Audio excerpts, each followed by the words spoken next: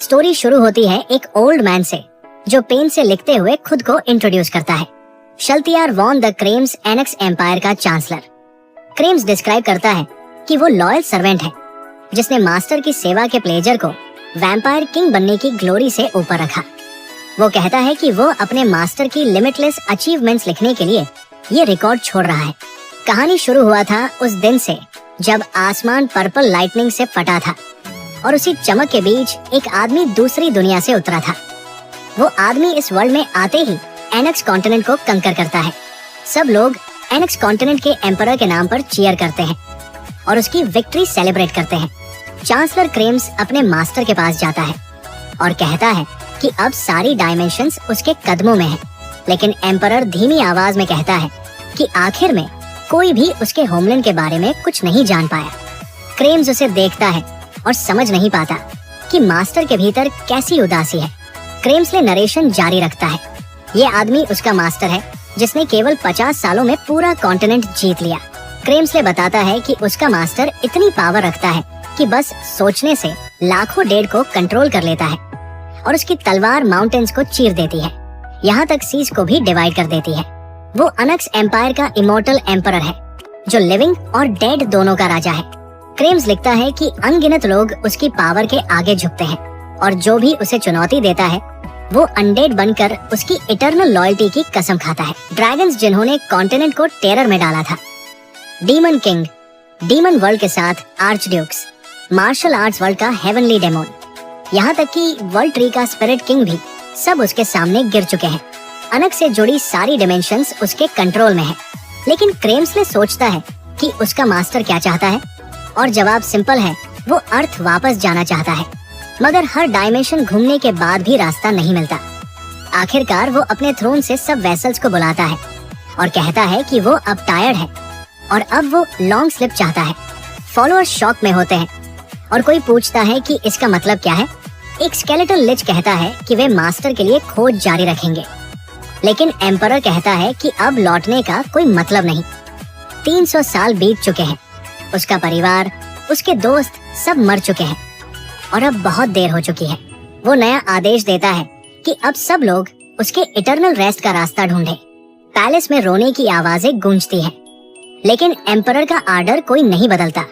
Emperor के order पर senior leeches एक विशाल डिसिग्रेशन मैजिक सर्कल बनाते हैं जो सब कुछ डिवावर कर सकता है। एम्परर उसे देखता है और कहता है कि शायद अब वो सबको फिर से देख सकेगा। वो अकेला उस डिसिग्रेशन मैजिक सर्कल की ओर बढ़ता है। क्रेम्स पीछे दौड़ता है, उसे पुकारता है और कहता है कि वो मौत में भी उसकी सेवा करेगा। जैसे ही एपर का कदम मैजिक सर्कल में पड़ता है, डिसिग्रेशन मैजिक एक्टिवेट होता है। एम्परर के पीछे क्रेम्सले भी मैजिक सर्कल में कदम रखता है और तेज लाइट चमकती है। सब कुछ खत्म होता दिखता है। प्रेजेंट में एक आवाज आती है कि लाइट्स क्यों बंद है, जो क्रेम्स को स्टार्ट कर देती है। एम्परर अब अपने अर्थ की बॉडी में है।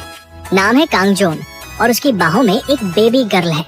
वो क्रेम्सले को डांटता है कि घर में रहते हुए वो लाइट बंद क्यों रखता है। क्रेम्सले अब मॉडर्न स्पोर्ट्स वेयर पहने सिर पकड़कर कहता है कि सबसे अंधेरी रात मैं भी एक कैंडल सूरज से ज्यादा चमकती है। कांगजोन घूरता है और कहता है कि अगर किसी बात की शुरुआत विद ऑल ड्यू रिस्पेक्ट से करनी पड़े तो वो बात बोलनी ही नहीं चाहिए। और क्रेम्स शर्म से गला साफ करता है। वो पूछता है कि मास्टर अभी तक सोए क्यों नहीं। कांगजोन कहता है कि मजाक कर रहा है क्या, बेबी नहीं सो रही इसीलिए वो भी नहीं सो सकता। क्रेम्सले झुककर माफी मांगता है, लेकिन कांगजोन कहता है कि धीरे बोले वरना बेबी जाग जाएगी। तभी बेबी सच में रोने लगती है। कांगजोन गुस्से में कहता है कि अब उसने उसे जगा दिया, अब वही बेबी को संभाले। क्रेम्सले हमेशा की तरह विद ऑल ड्यू रिस्पेक्ट से शुरू करता है और कहता है कि शायद बेबी भूखी है। कांगजोन जवाब देता है कि उसे अभी बेबी फूड खिलाया है। फिर क्रेम्स कहता है कि शायद उसका डायपर गंदा है, मगर कांगजोन कहता है कि नहीं, वो साफ है। आखिर में क्रेम्स कहता है कि अपनी नॉलेज से वो नहीं समझ पा रहा कि बेबी क्यों रो रही है और कांगजोन उसे यूजलेस कहता है। क्रेम्सले फिर से अपनी बुक में लिखने के लिए बैठता है। तभी कांगजोन की आवाज आती है कि लेटा नाइट स्नैक आ गया है। लेट नाइट स्नैक सुनकर क्रेम्सले की आंखें चमक उठती है। कांगजोन कहता है कि चिकन है और क्रेम्स चिकन चिल्लाते हुए कमरे से भागता है। बुक से नरेशन जारी रहती है। क्रेम्स ने लिखा था कि मैजिक सर्कल की फेलियर से उसका मास्टर आखिर अपने होमलैंड लौट आया और वहाँ उसे कुछ ऐसा मिला जिसकी उसने कभी कल्पना नहीं की थी, क्योंकि उसने कभी शादी नहीं की, कभी किसी से प्यार नहीं किया। और फिर फ्रेम में कांगजोन की बेटी के रूप में एक रेड हेयर टाई दिखती है। फिर सीन चिकन और ड्रिंक्स पर कट होती है। प्रेजेंट में कांगजोन क्रेम्स और बेबी सोल टेबल पर बैठे चिकन खा रहे हैं और क्रेम्स मुस्कुराकर कहता है कि चिकन हमेशा की तरह डिलीशियस है। कांगजोन की बहन सुबिन बूढ़े क्रेम से कहती है कि वो आराम से खाए। सुबिन सोल को गोद में लेने का ऑफर देती है ताकि कांगजोन आराम से खा सके। फिर वो पूछती है कि क्या कांगजोन आज भी घर पर ही रहा, और कहती है कि शायद उसे अब भी थोड़ा कंफ्यूजन है। कांगजोन खाते हुए कहता है कि घर पर रहना एक्चुअली आरामदायक है और वो बिल्कुल कंफ्यूज नहीं है। सुबिन उसे ध्यान से देखती है और कहती है कि वो सच में कंफ्यूज्ड होगा, खासकर इतने बड़े हादसे के बाद। कांगजोन फिर कहता है कि वो सच में ठीक है, लेकिन सुबिन उसे रोक देती है और कहती है कि उसे दिखावा नहीं करना चाहिए। वो सिर्फ शुक्रगुजार है कि वो जिंदा लौट आया। वो उसे याद दिलाती है कि वो पहले गेट इंसिडेंट में गायब हो गया था। सुबिन सोचती है कि कितने साल गुजर गए होंगे और कहती है कि कांगजोन सालों तक गेट के अंदर फंसा था, इसलिए उसका जल्दी नॉर्मल होना इम्पॉसिबल है। कांगजोन सोल को पकड़कर कहता है कि उसने 1000 बार बताया है कि वो गेट में फंसा नहीं था। उसे अचानक एनक्स नाम के कॉन्टिनेंट में समन किया गया था। सुबिन व्यंग्य भरे लहजे में कहती है कि अब वो फिर से उसी स्ट्रांग एपर वाली कहानी शुरू करेगा क्या। कांगजोन शांत भाव से कहता है कि वो सच्चाई ही बता रहा है। सुबिन फिर क्रेम्स की ओर इशारा करती है और पूछती है कि ये एल्डरली जेंटलमैन कौन है। क्रेम्सले विनम्र होकर अपना इंट्रोडक्शन देता है और कांगजोन कहता है कि वो उसका पुराना एडवाइजर है। वो बताता है कि क्रेम्स उसकी मदद करता था और स्टेट अफेयर्स पर डिस्कस करता था। क्रेम्सले सिर झुकाकर जोड़ता है कि एक वफादार सेवक के रूप में वो एडमिनिस्ट्रेटिव वर्क भी संभालता था। सुबिन, जो खुद एक फैक्ट्री वर्कर है, सेटाई में सिर हिलाती है और कहती है कि गेट सर्वाइवर्स को अक्सर मेंटल ब्रेकडाउन या स्पीच लॉस हो जाता है। उसे खुशी होती है कि कांगजोन और क्रेम्सले को बस हल्के डल्यूज है। कांगजोन इरिटेट होकर कहता है कि भले ही वो उसकी बहन है, उसे पागल कहना गलत है। सुबिन उसे थपथपाती है और कहती है कि 3 साल बाद लौटने पर ऐसा होना नॉर्मल है। वो उसे समझाती है कि अब उसके पास सोल है, वो यंग है और उसे बस एडजस्टमेंट पर फोकस करना चाहिए। वो वादा करती है कि जब तक कांगजोन संभल नहीं जाता वो सब मैनेज करेगी। सुबिन फिर क्रेम्सले से कहती है कि जब तक चाहे वो यहाँ रह सकता है और क्रेम्सले झुककर सुबिन को धन्यवाद देता है। कांगजोन सोल की तरफ देखता है जो अपनी बीआई के धागे खोलकर खेल रही है। वो मुस्कुरा कर कहता है कि वो उसके लिए बांध देगा। धागे पकड़ते हुए वो कैजुअली कहता है कि पहले वो खुद ही गद्दारों के लिए फांसी के नोट्स बनाता था। सोल मासूमियत से उसे देखती है और कुछ शब्द दोहराने की कोशिश करती है। कांगजोन गंभीर चेहरा बनाकर कहता है कि ध्यान से देखें, अगर नॉट टाइट हो तो गर्दन तुरंत टूट जाती है। तभी सुबिन अचानक चीखती है और हैरान होकर पूछती है कि वो एक बच्चे से क्या बातें कर रहा है। कांगजोन काल होकर कहता है कि वो बस पैटर्नल एजुकेशन दे रहा है। सुबिन गुस्से में उसे रोकती है और कहती है कि अब से कोई डरावनी बात नहीं। कांगजोन बड़बड़ाता है कि ये बहुत मुश्किल काम है। वो नैपकिन से सोल का चेहरा साफ करता है। इतने में सोल कांगजोन की गोदी में बड़े आराम से सो जाती है। ये देखकर सुबिन कहती है कि सोल को अपने पिता का टच पसंद है। कांगजोन उसे गोद में उठाता है और जब वो नींद में झुकने लगती है तो कहता है कि वो उसे कमरे में सुला देगा। वो सोल के कमरे में जाता है और उसे धीरे से बेड पर लेटाता है। वो सोल को गर्म नजर से देखते हुए सोचता है कि ये उसकी अपनी बेटी है जो उसके एनेक्स कॉन्टिनेंट में समन होने के दौरान पैदा हुई। यादों में सुबिन उसे बताती है कि बच्ची का नाम लीसोल है और उसकी माँ चाइल्ड बर्थ में मर गई थी। कांगजोन जवाब देता है कि ये बात 300 साल पुरानी है। सुबिन एक पल को चुप होकर बस कहती है कि जो भी हो वो उसकी बेटी है और उसे अच्छा बर्ताव करना चाहिए। प्रेजेंट में कांगजोन सोल के पास बैठता है और सोचता है कि उसकी जिंदगी उतनी भी बुरी नहीं है।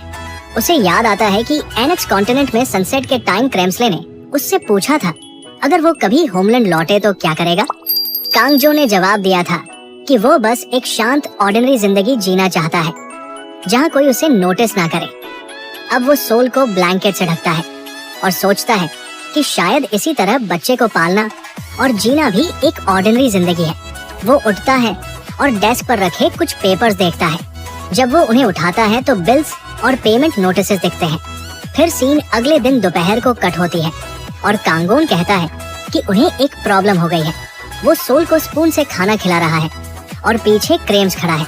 क्रेम्सले चिंतित होकर पूछता है कि कैसी प्रॉब्लम, मगर कांगोन सोल को फीड करते हुए पूछता है कि खाना कैसा है। क्रेम्सले हैरान होकर अंदर ही अंदर सोचता है कि क्या ग्रेट मास्टर के मुंह से प्रॉब्लम शब्द सच में निकल रहा है। कांगजोन उसे पेपर्स पढ़ने को कहता है। क्रेम्स पहले अनपेड फोन बिल्स की नोटिस पढ़ता है, फिर वाटर शट ऑफ का वार्निंग, फिर इलेक्ट्रिसिटी सस्पेंशन और गैस कट ऑफ का नोटिस। कांगोन कहता है बस अब काफी है। क्रेम्सले झुककर पूछता है कि क्या ये सब लेट पेमेंट्स की मांग है। कांगजोन सिर हिलाकर कहता है कि हाँ, और लगता है सुबिन ने कुछ नहीं बताया, लेकिन हालत पूरी तरह मेज है। क्रेम्सले हैरान होकर कहता है कि कोई रॉयल फैमिली से पैसे कैसे मांग सकता है। वो सुझाव देता है कि नोबल्स पर एक्स्ट्रा टैक्स लगाकर खर्च पूरे किए जाए।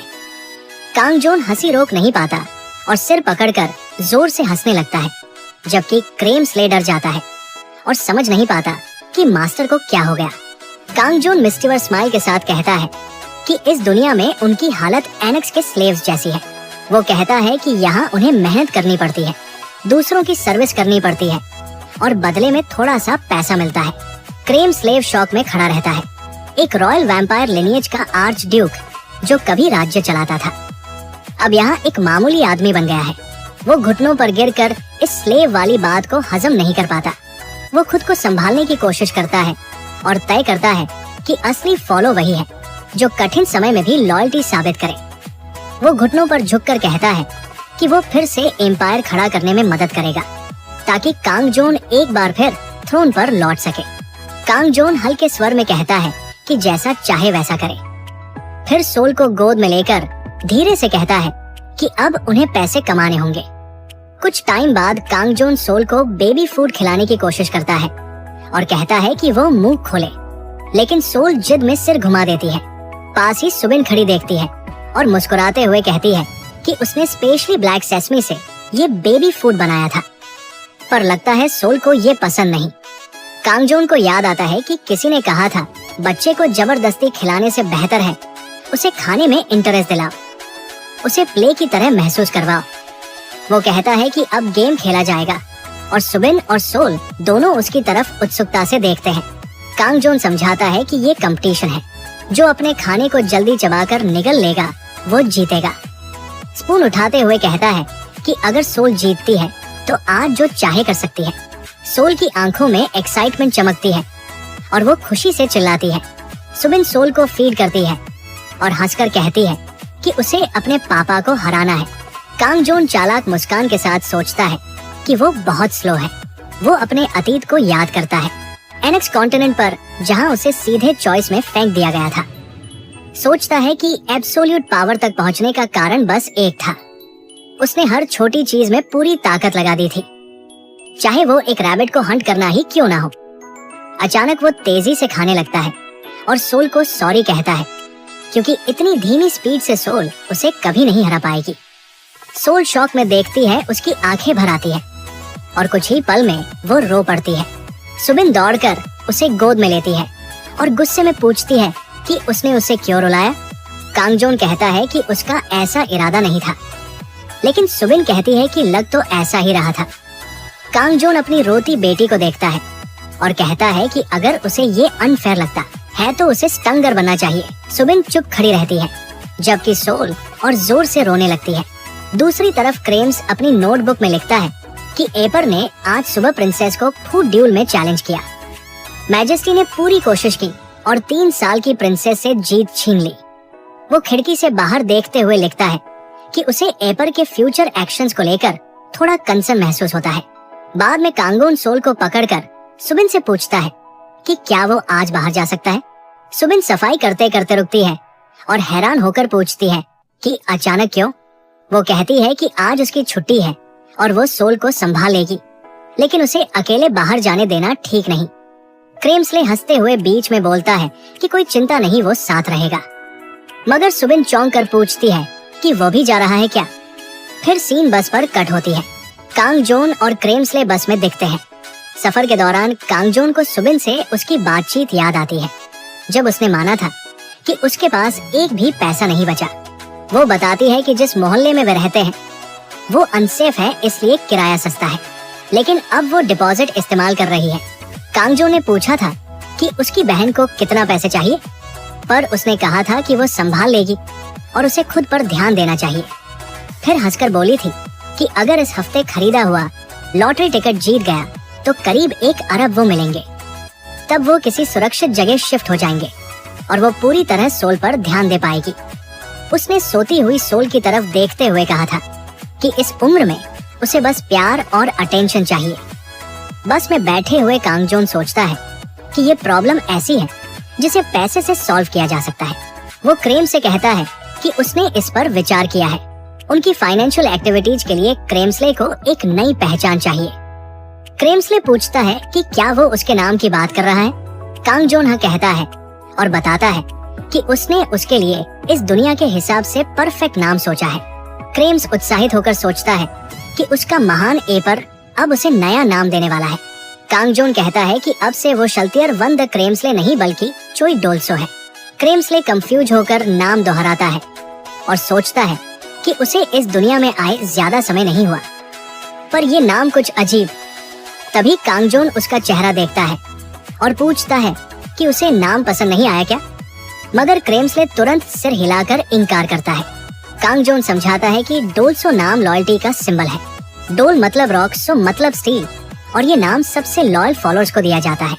वो कहता है कि अगर पसंद ना हो तो बदल देगा, लेकिन क्रेम्स जल्दी से बोल पड़ता है कि वो कैसे एपर के दिए नाम की वैल्यू पर सवाल उठा सकता है। कांगजोन कहता है कि अच्छा है, उसे नाम पसंद आया और मन ही मन सोचता है कि ये नाम बोंगो गैदोंग से तो कहीं बेहतर है, जो पहला नाम था जो उसके दिमाग में आया था। फिर बस शहर के स्टेशन पर रुकती है और कांगजोन कहता है कि अब वो पहुंच गए हैं और उन्हें उतरना चाहिए। डोल्सो यानी क्रेम्स उतरते हुए आसपास देखता है और पूछता है कि अब कहाँ जा रहे हैं। कांगजोन जवाब देता है कि वो लोग गेट की ओर जा रहे हैं। डोसो की आंखें चमक उठती है। वो सोचता है कि गेट जरूर किसी मॉन्स्टर से भरी जगह होगी। वो हंसकर कहता है कि मास्टर ने बहुत सही डिसीजन लिया। कांगजोन पूछता है कि वो इतना एक्साइटेड क्यों है।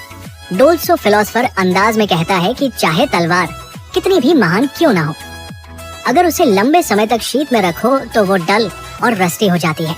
वो जोड़ता है कि इतने समय बाद फिर से बैटलफील्ड पर लौटने की सोच ही उसे थ्रिल देती है। चलते चलते कांगोन कहता है कि शायद ये काम थोड़ा मुश्किल होगा, क्योंकि वे अंदर हंटर्स की तरह नहीं बल्कि पोर्टर्स की तरह जाएंगे। ये सुनकर डोसो कंफ्यूजन में रुक जाता है। कांगजोन समझाता है कि हंटिंग करने के लिए रजिस्ट्रेशन कार्ड चाहिए, जिसकी कीमत पर पर्सन 1 मिलियन वॉन है। ये सुनकर डोल्सो सड़क पर घुटनों के बल बैठ जाता है और कहता है कि उसके मास्टर किसी हालत में पोर्टर का काम नहीं करेंगे। लोग रुक कर देखने लगते हैं और कांगोन कहता है कि ड्रामा बंद करे क्योंकि सब देख रहे हैं। लेकिन डोल्सो जिद में कहता है कि चाहे गले पर तलवार रख दी जाए, वो ये नहीं होने देगा।